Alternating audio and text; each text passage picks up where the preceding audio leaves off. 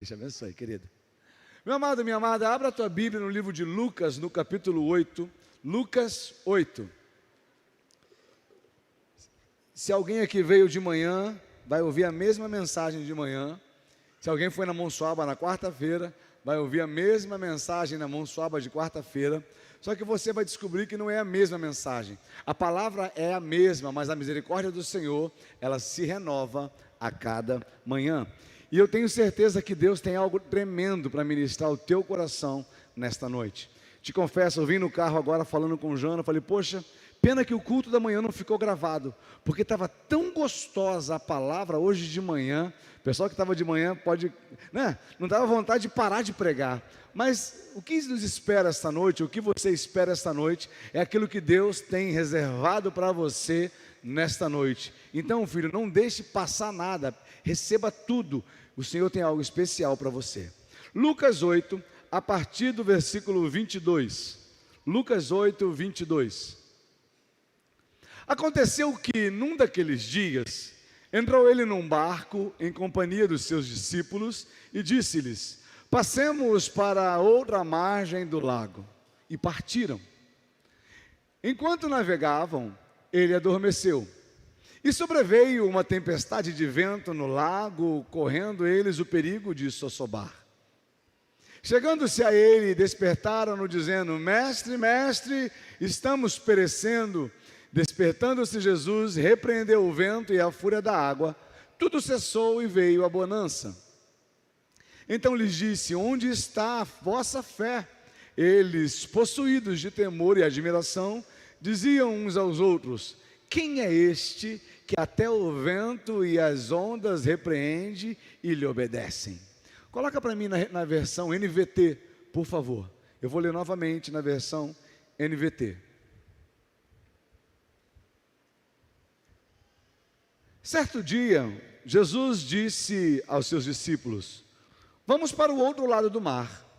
Assim entraram no barco e partiram. Durante a travessia, Jesus caiu no sono. Logo, porém, veio sobre o mar uma forte tempestade. O barco começou a se encher de água, colocando em grande perigo. Os discípulos foram acordá-lo, clamando: mestre, mestre, vamos morrer. Mas quando Jesus despertou, repreendeu o vento e as ondas violentas, e a tempestade parou, e tudo se acalmou. Então ele lhes perguntou: onde está a sua fé? Admirados e temerosos, os discípulos diziam entre si: quem é este homem? Quando ele ordena, até os ventos e o mar lhe obedecem. Amado Deus, eu te agradeço por essa palavra rica. Eu te agradeço, ó Pai amado, por esse texto tão abençoado que o Senhor nos proporcionou ler esta noite. Eu sei que o Senhor tem algo de especial para ministrar em nossas vidas. Então eu te peço, Pai, fala ao coração de cada um esta noite, que a tua vontade se cumpra neste lugar. Não permita que nada roube a atenção do seu povo e que eles estejam cativos à tua palavra esta noite. Que o teu Espírito Santo possa semear em cada coração a boa semente neste lugar. Eu faço esta oração agradecido, em nome de Jesus, amém e amém. Se tem uma coisa que eu sei que você sabe fazer, é se preparar para dar certo. Pelo menos a grande maioria pensa assim. Pelo menos a grande maioria pensa: eu preciso estar preparado para aquilo que vem sobre a minha vida, eu preciso estar preparado para aquilo que possa vir na minha vida, né, e que eu possa desempenhar a minha função de uma forma tremenda e que não haja falhas nem desvios. Eu tenho certeza que em vários momentos da sua vida, você se debruçou sobre livros, sobre diversas disciplinas, para que você adquirisse um conhecimento tamanho, em que as pessoas pudessem olhar para você e falar: ele está preparado para desempenhar esta função. É tão gostoso quando a gente olha e tem essa habilidade de se preparar para a nossa caminhada futura. O advogado, ele estuda durante o seu tempo, né, de 7 anos de formação, aproximadamente 5 a 7 anos de formação, é isso? Tem advogados aqui, 5 anos de formação, depois tem a preparação para a prova da OAB, é um período grande de estudo para quando chegar na hora de advogar, ele não ser massacrado por alguém, né, que se preparou mais para defender o lado oposto, ou para acusar, né, o seu objeto de defesa.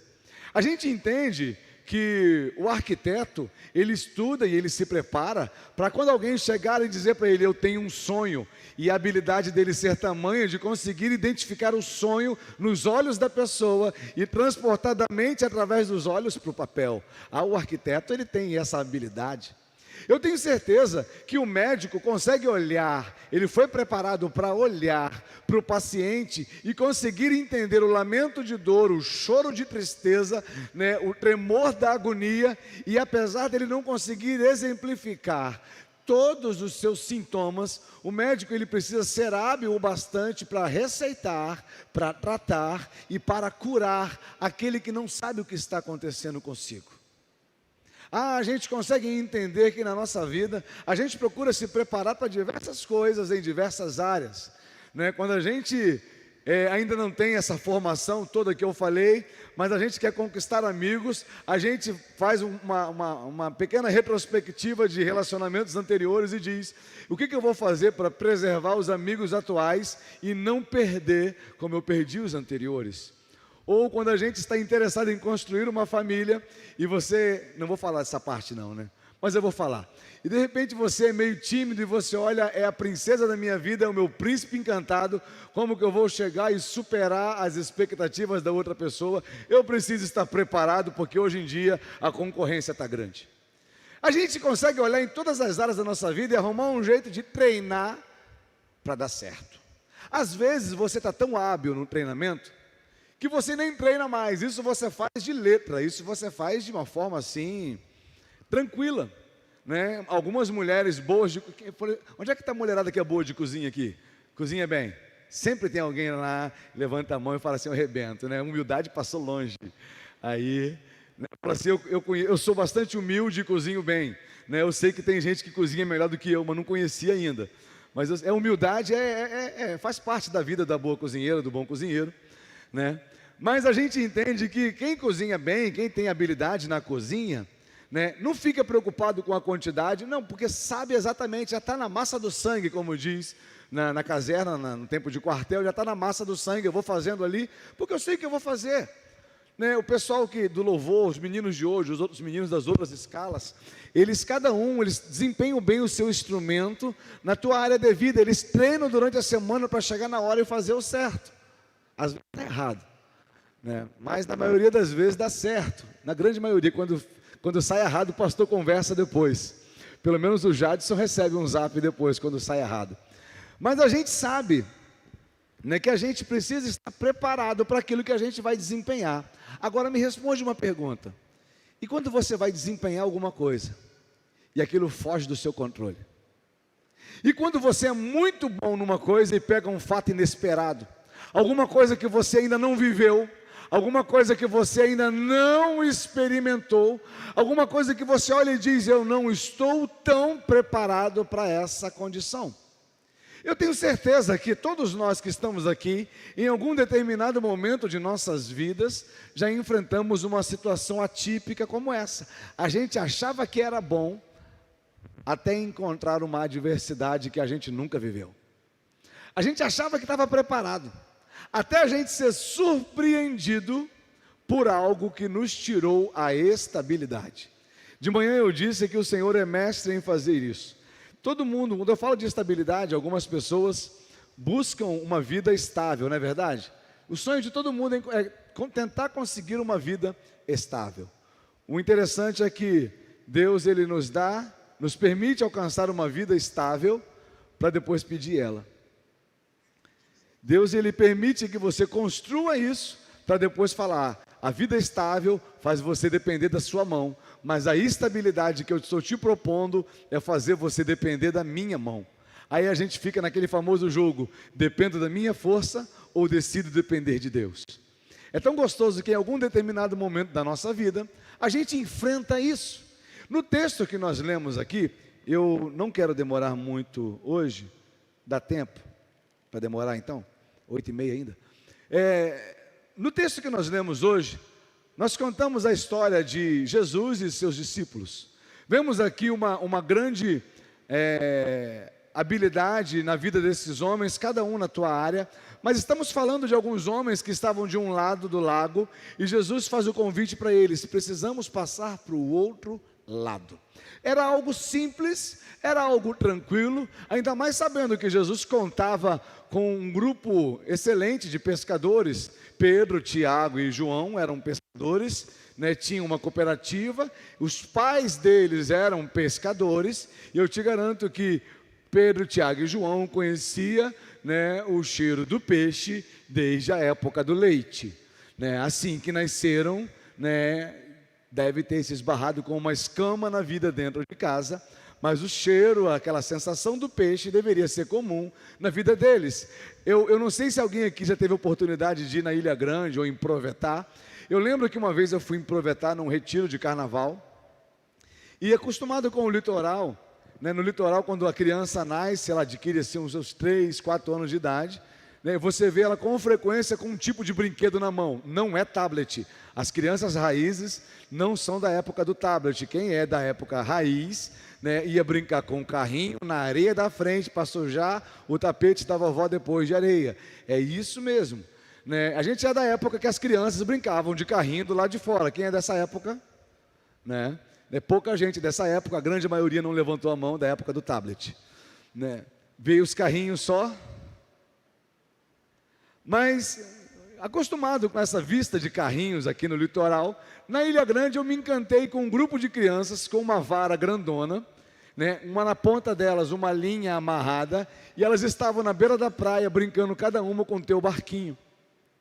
O brinquedo delas era um barquinho, e desde cedo aquilo fazia parte da vida delas. Quando elas crescessem, certamente algumas delas iriam desempenhar essa função de marinheiro, iria ter o seu barco para conduzir. Isso fazia parte da vida deles.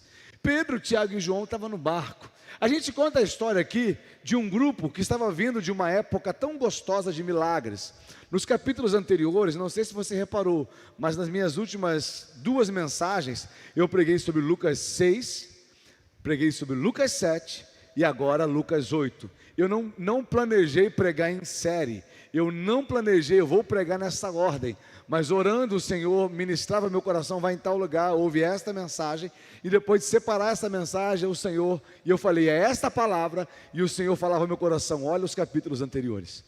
Aí eu comecei a entender, não estou falando que eu vou pregar Lucas 10 na semana que vem, no Lucas 9 na semana que vem, mas interessante é que Deus me deu essa palavra para dizer para vocês essa noite, sou eu que estou no governo, e isso é tão gostoso quando isso acontece. Não é uma mensagem que o homem preparou, mas que Deus deu ao coração do homem. Então Jesus estava vindo de um momento com seus discípulos de muito êxito. No capítulo 6, ele havia curado o homem da mão mirrada, vocês lembram? Eu imagino aqueles discípulos diante do Senhor, vendo ele desempenhar aquele milagre, executar aquele milagre. No capítulo 7, Jesus havia recebido na casa do fariseu aquela mulher que ungia os seus pés com um nardo. Essa pregação foi semana passada, palavra gostosa demais. Deus falou tremendo aos nossos corações. No capítulo 8, eles já haviam desempenhado tantas outras coisas, mas Jesus, mostrando aqui também a sua humanidade, ele diz para os discípulos, precisamos ir para o outro lado. Esse ir para o outro lado é pegar um barquinho e navegar uma distância de 21 quilômetros até a cidade, até a Decápolis, era um conjunto de 10 cidades. Esse outro lado era um lago que chamavam aqui de mar, que tinha 21 quilômetros de largura, de comprimento, 14 de largura, ou depende do ângulo que você vai ver, mas era 21 por 14, e eu não sei se você já andou de barco a remo ou barco a vela, é muito mais lento que um barco a motor.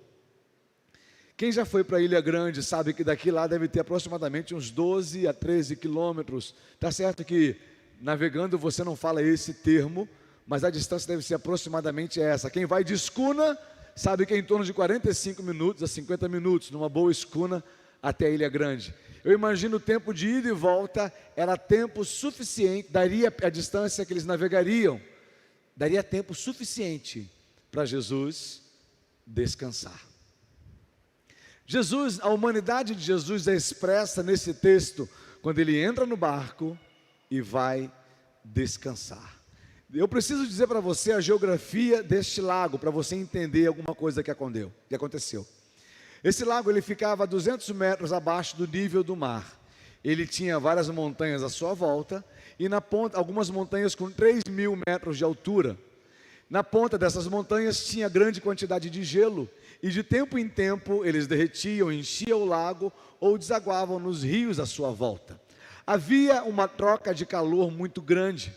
E para você que entende um pouquinho de meteorologia ou um pouquinho do vento, sabe que o vento acontece pela troca de calor. Aí vem a antiga Maju, no mapa do telão, e fala, uma pequena massa de ar frio, ela começa a subir do fundo do lago de Genezaré, quando uma grande massa de ar quente desce do Monte Hermon e faz aquela troca de calor, provocando um vento de mais de 190 km por hora, ou 150 km por hora.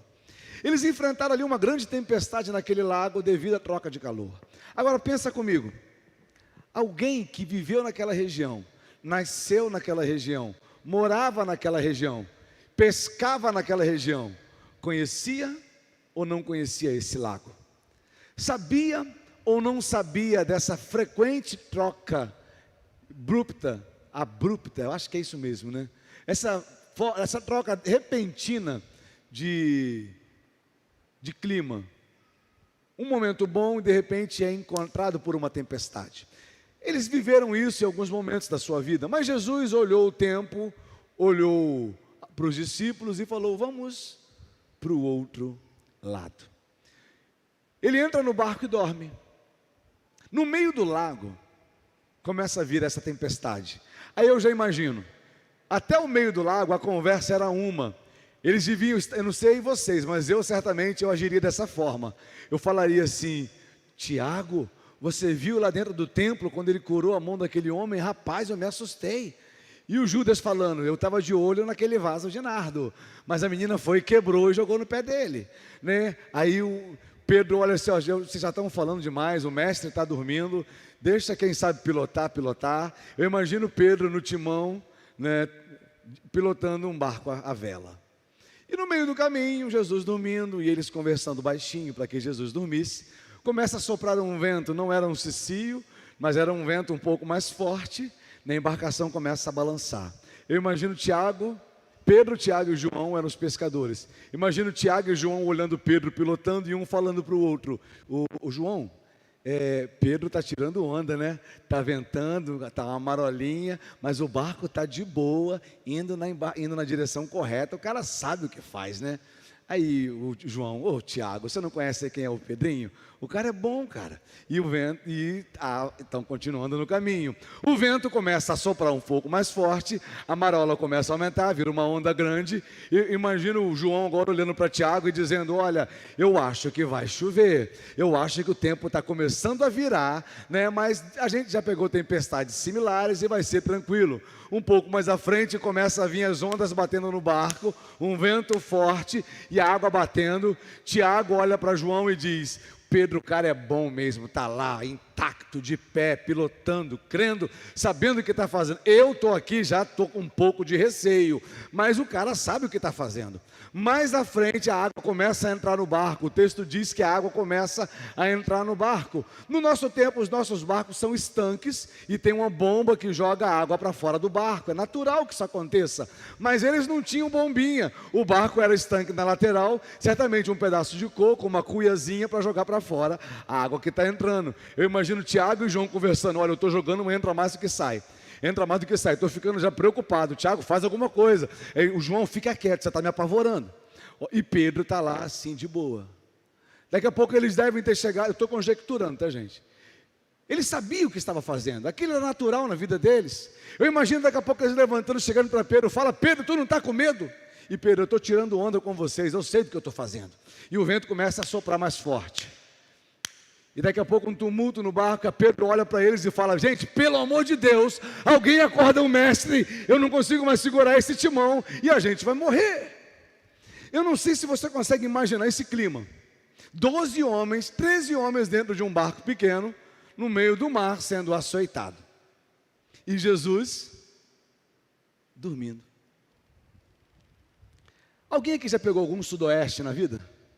Já navegou um sudoeste? É tranquilinho, É ou não é verdade?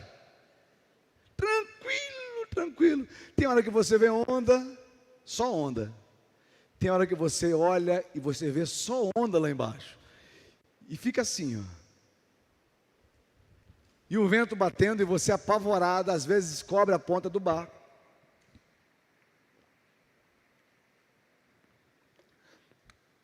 O teu coração fica temeroso, mas você tem que prosseguir o caminho, já está ali no meio. E o texto diz, coloca para mim, no versículo 24. O texto diz que o barco estava colocando água para dentro, a chuva entrando dentro do barco, de repente alguém grita, 24. Os discípulos foram acordá-lo clamando, mestre, mestre, vamos morrer. Bem, eu li de uma forma expressiva, porque alguém que leria esse texto com uma linguagem poética, diria assim, ó, os discípulos foram acordá-lo clamando, mestre, mestre, vamos morrer. Eu duvido que esse foi o jeito que eles foram acordar Jesus, apavorados do jeito que eles estavam. Eu imagino, cara, a chapa está quente, a água está entrando, a onda está batendo, o céu está descendo em dilúvio, a água está entrando no barco, cara, não sei mais o que fazer. Jesus dormindo, mestre, a gente vai morrer. Nesse texto vemos aqui a humanidade de Jesus. Eu não sei você, posso falar de mim, mas quando eu durmo mesmo. A Janaína falou que eu vim com um programa específico, que quando eu falo, eu vou dormir, é uma decisão, o sono é uma decisão, para a minha vida o sono é uma decisão. Ela fala, às vezes eu fico rodando na cama, e eu não consigo dormir com você, mas você fala, eu vou dormir, porque eu decidi dormir. Mas se tem uma coisa que eu faço também, quando eu decido dormir, eu durmo de verdade. Mas você quer ver me deixar louco? Eu tenho certeza que isso já aconteceu contigo também. É quando alguém te acorda. Quem gosta de ser acordado aqui? Ah, meu irmão. Quando alguém chega assim e fala assim, ó, ei, acorda. É diferente, né, velho? Patrícia chegar na careca assim, ó, mozinho. É diferente. Janaína teve um sonho essa semana, dormindo cara com cara, já viu cara com cara, bafo com bafo, eu deitado, ela teve um sonho, na verdade foi uma visão, né, que ela teve, e ela se assustou, foi profético que ela teve, só que ela acordou assim, ó, amor, aconteceu um negócio aqui agora, amor, gente, eu dei um pulo de madrugada da cama. Eu olhei para ela, eu queria saber o que estava acontecendo, que até quando você abre o olho, até nivelar a boia da bússola, né? Até você se estabilizar, você olha assim, o que está acontecendo à sua volta. Eu não sei, tem alguém igual a mim assim, que fica meio tonto quando acorda assim, desesperado?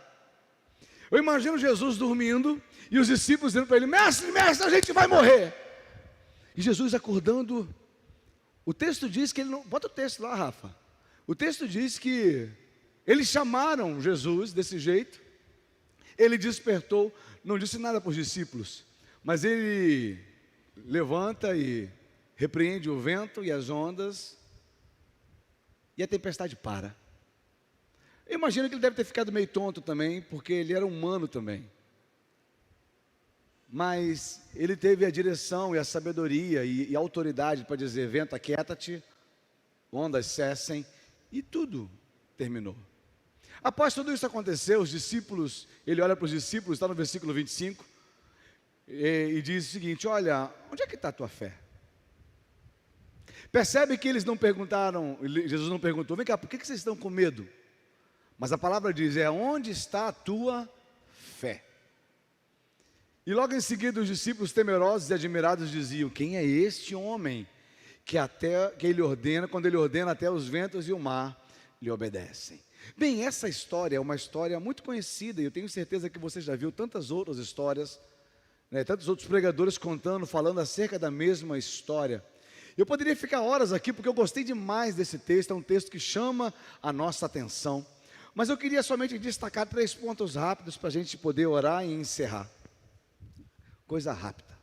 A primeira coisa que eu queria dizer para você, é que, apesar de você ter vivido coisas grandiosas com Jesus, apesar de você ter experimentado milagres com Ele, apesar de você ter vivido grande momento de suprimento com Ele, apesar de você ter conhecido toda a autoridade que Jesus fez na vida de alguém, apesar daqueles homens ter visto Jesus fazer grandes coisas na vida de outras pessoas, cedo ou tarde haverá na tua vida uma necessidade de Jesus se manifestar e fazer prodígios e sinais. E quando as coisas acontecerem fora do seu controle, como você vai se comportar? Deixa eu resumir para você. Estar na igreja e falar que é crente e dizer eu tenho um Deus que é comigo é uma coisa, mas quando tudo estiver desabando e você poder olhar para todo mundo correndo à sua volta, todo mundo apavorado à sua volta, e você continuar dizendo eu tenho um Deus que é comigo e eu sei que isso vai passar, é outra coisa totalmente diferente. A maioria dos homens e mulheres estão preparados para dizer que tem um Deus na época da bonança. A maioria dos homens e mulheres estão preparados para dizer que creem num Deus quando tudo te vai bem. A grande maioria dos homens e mulheres estão preparados para dizer que tem um Deus quando vem à igreja num culto, mas quando são confrontados no seu dia a dia, quando são assim atemorizados por circunstâncias que não conseguem controlar, a grande maioria pergunta: Deus, o porquê que essas coisas estão acontecendo comigo? Será que Deus não se importa comigo? Será que Deus não está vendo que eu estou sofrendo? Você está preparado para enfrentar a tempestade que um dia virá? Ai, pastor, eu vim aqui na igreja hoje para ouvir o senhor falando de coisa boa. Eu não vim mentir para você. A vida é feita de tempestades também. Se você analisar toda a história bíblica, em grande parte dos livros tem um momento de travessia. O povo sai do Egito para a terra prometida. Percebe que o tempo do Egito foi curto, o tempo da terra prometida, da chegada lá que eles celebraram, foi curto, mas o grande lance foi o deserto. Porque é no tempo de deserto que a água sai da rocha, é no tempo de deserto que o maná cai do céu, é no tempo de deserto que o mar se abre, é no tempo de deserto que Deus livra e cuida do seu povo. Deixa eu dizer uma coisa para você: você saiu da escravidão do pecado e você tem uma trajetória. Repita-se comigo: o meu destino é o céu. Lá é a tua terra prometida. Essa vida que a gente está vivendo aqui, desculpa te dizer isso, mas é um tempo de deserto que a gente está vivendo. É um tempo de adversidade. Às vezes está tudo muito bem, você está ali tirando férias num oásis, num resort, no meio do deserto, né? E daqui a pouco você está vendo, não tem nada à sua volta, sumiu todo mundo, você está doente, acabou a água, acabou tudo. E você diz: Deus, por que eu estou passando por isso? E o Senhor fala no teu coração: não para, deserto não é para parar, deserto é para caminhar. Não desiste, não desiste, não tenta fazer casa no deserto. Tem gente que está nessa terra e fala assim: eu não quero chegar no final, eu quero ser feliz aqui. E quer construir no meio do deserto um abrigo. No meio do deserto tem areia, não construa a tua casa na areia. Diz para quem está do seu lado: não para. Não para. A gente está vivendo num tempo de deserto. E nesse texto que a gente está vendo, a história ela acontece num tempo de navegação. Era no lago de Genezaré, no meio ali. Deixa eu te falar uma coisa. Um lago com esse tamanho, 21 quilômetros por 14 quilômetros.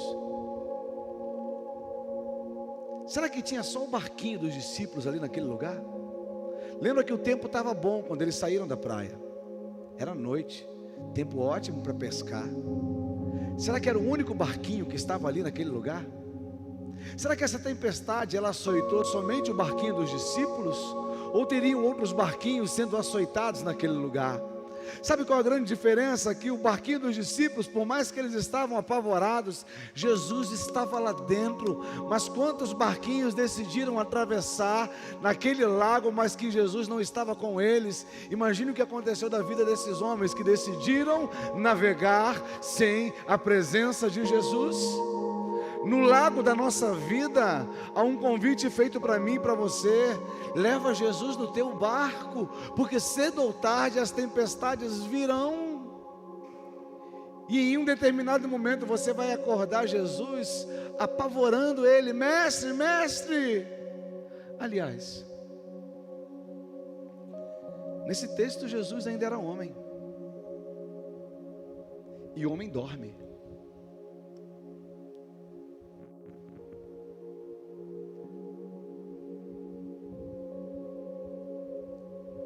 Nesse tempo, Jesus é Senhor, que não dorme, não dormita, guarda de Israel. E por mais que as ondas sejam grandes se levantando contra você, e você acha que tudo vai naufragar, Ele está do seu lado dizendo: eu estou contigo todos os dias da sua vida, não te deixarei, não te abandonarei. Meu amado, minha amada, creia que o Senhor está contigo e Ele está te vendo. Naquele tempo os discípulos precisaram expressar o quão apavorado eles estavam. Hoje Jesus consegue olhar no teu olho e identificar o clamor que há no teu coração. Esse é o segundo ponto que eu queria ressaltar esta noite. Com quem eu estou navegando? Eu imagino a paz que é no meio do lago de Genezaré, 21 quilômetros, um barquinho à noite, sem barulho de você só escutava o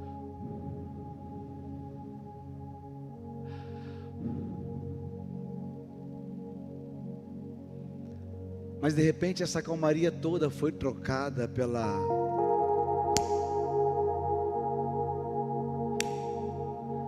barulho da onda batendo no barco. Junto com a ansiedade e o medo no coração dos discípulos. E eles acordam a Jesus dizendo: mestre, vamos morrer. E Jesus, eu imagino Jesus no meio disso tudo, como que ele conseguia dormir? No meio desse barulho, desse alvoroço, dessa agonia. Você já pensou sobre isso? Como que Jesus conseguia dormir no meio de tudo isso? Porque no coração de Jesus certamente havia uma paz. Porque Ele é o príncipe da paz. Eu imagino Jesus deitado num barco, dizendo para esses homens com essa atitude: se eu estou no barco, vocês não vão naufragar no primeiro momento, mas a minha presença no barco te dá certeza de chegar do outro lado. Se eu estou no barco, eu não digo para você que você deve pular na água, mas que você deve se agarrar ao barco, porque esse barco não vai naufragar. Eu estou contigo. Aí eu fico imaginando, como que deve ser a paz plena nos céus. Eu gosto de olhar à noite. Eu não sei se alguém mais aqui gosta de olhar à noite. As estrelas são lindas demais. Mas imagine o silêncio que deve ser no universo.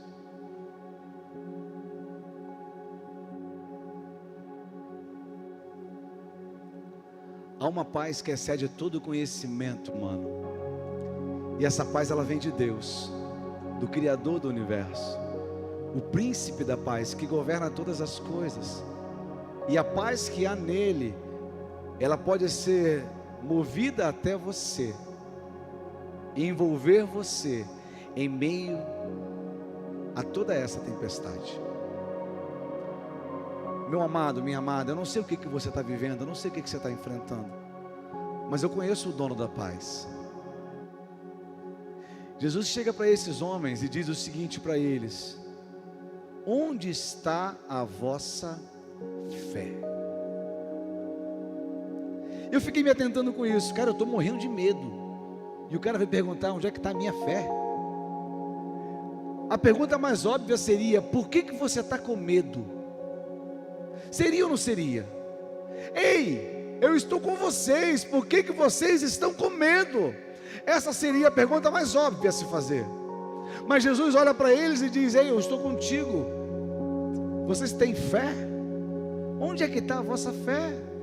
E eu tenho entendido então com essa colocação, que aquele que está em Cristo não sente medo, ele sente algum desvio na sua fé. Porque se a pergunta fosse para quem estivesse no outro barco, seria: por que vocês estão com medo? Vocês têm o direito de ter medo, porque vocês não têm a mim. Agora quem está comigo não tem o direito de temer, pode até ter o direito de ter a fé abalada, porque o medo é a ausência de fé. Mas aquele que crê, tem a certeza que quem está com ele é forte, é poderoso. Ele é poderoso para acalmar o vento e o mar ao som da sua voz. O Deus que criou todas as coisas, dizendo: haja luz, foi o mesmo que disse para o vento: aquieta-te.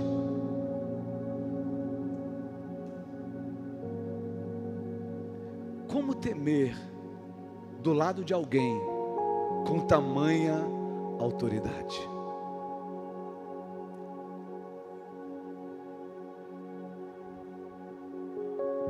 Cada coração tem uma história que está aqui hoje. Cada vida uma tempestade, cada barquinho uma agonia, mas em todos eles há uma oportunidade de ter Jesus navegando dentro. É isso que dá certeza para você chegar do outro lado. Essa certeza de ter Jesus dentro do lago, dentro do barco no lago, te dá certeza para caminhar, te dá certeza para deixar o Espírito te conduzir até o fim da sua jornada. Aí eu te pergunto: qual é o sentimento que há no teu coração nos últimos dias? E eu quero encerrar minha mensagem agora com isso. Como é que você está? Seja sincero com você mesmo. O que você sente é medo ou falta de fé?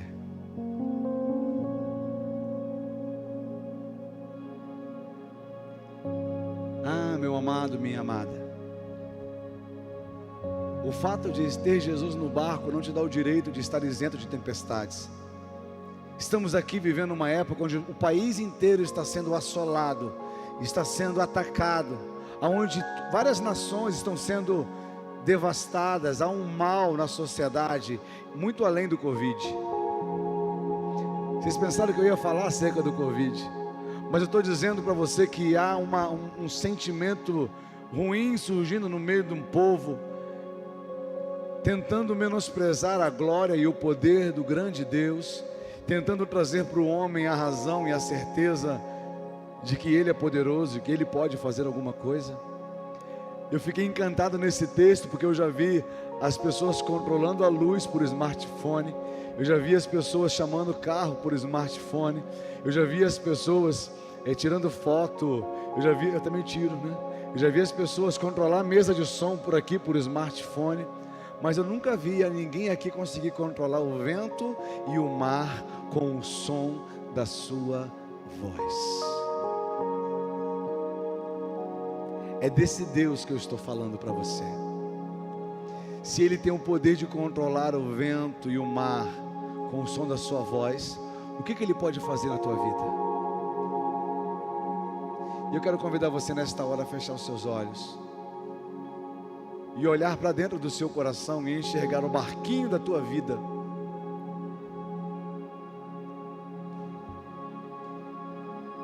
Vamos deixar as crianças se acomodarem, quietinhas, crianças.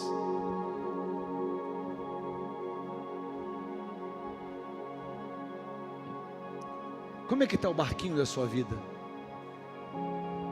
Você está sendo açoitado pela força do mar? Por que você está tão temeroso? E a tua oração para Jesus nos últimos dias é: Jesus, eu tenho medo de morrer. Jesus, eu estou com medo de morrer. Tudo que estou enfrentando me dá medo. Eu estou agoniado, eu estou apavorado. Se você é crente e essa é a sua oração, meu amado, a pergunta que o Senhor te faz essa noite, depois de acalmar a tua tempestade, é: onde é que está a tua fé?